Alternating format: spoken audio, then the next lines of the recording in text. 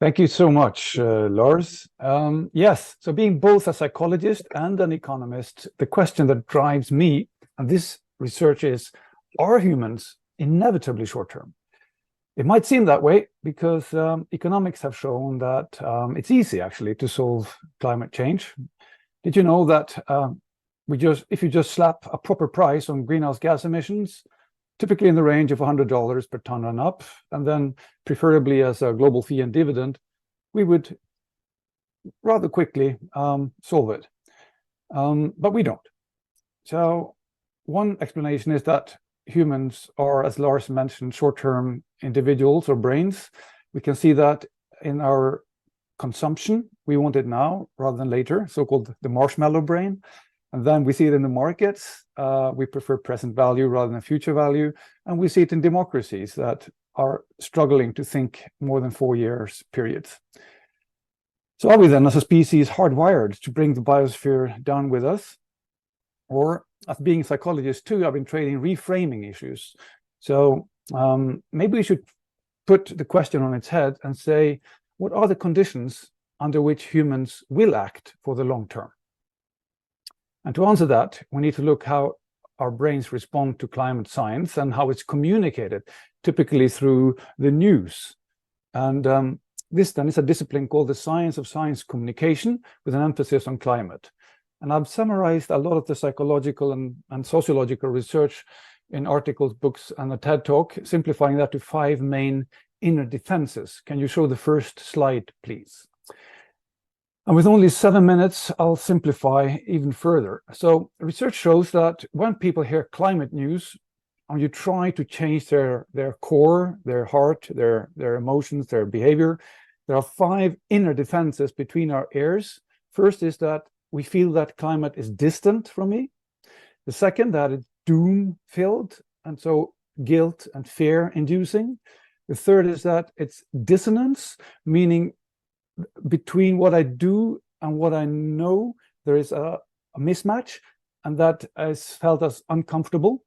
So I prefer to justify my behavior rather than to change it. The fourth is that if we've had distance, doom, and dissonance for a while, these responses get automated. Our brain is very good at automating things, and then we forget that we know what we do know. And that's the proper definition of denial. There's been a lot of accusations of denial going around in the climate discussions. You're a denier, people pointing fingers to each other. But denial is something else. It is a kind of unspoken, implicit agreement between us, social settings, and also in myself, that we don't speak too much about these things. So there's a kind of layer of silence under which we live as if we do not know what we do know. Finally, there is the identity, and I try to find simple words on D for all of them. I had to cheat a little bit with the 5th one there.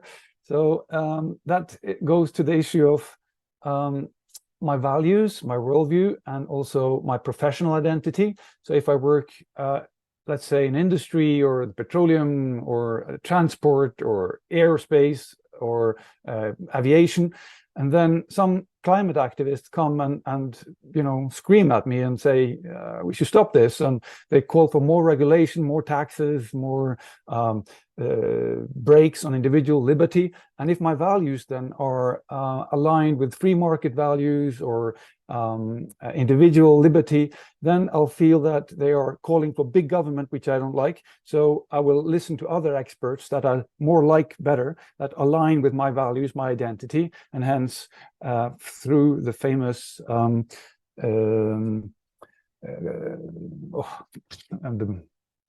the bias of confirmation bias, I will single out the facts that I do like. Now, how can we solve this then?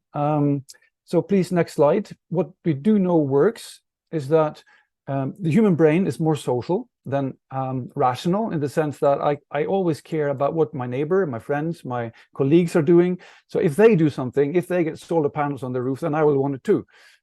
Second, to diminish the doom, we need to change our framings so that they align better with a positivity ratio of 3 opportunities to each threat. Now, the news has that other way around. It's much more threats than opportunity and possibilities. So we need to shift how we speak about climate to 1 threat and then 3 enticing opportunities and possibilities where we can change businesses, cities, and our individual lives to something better, not something that is removed or you lose something once you take climate into your heart.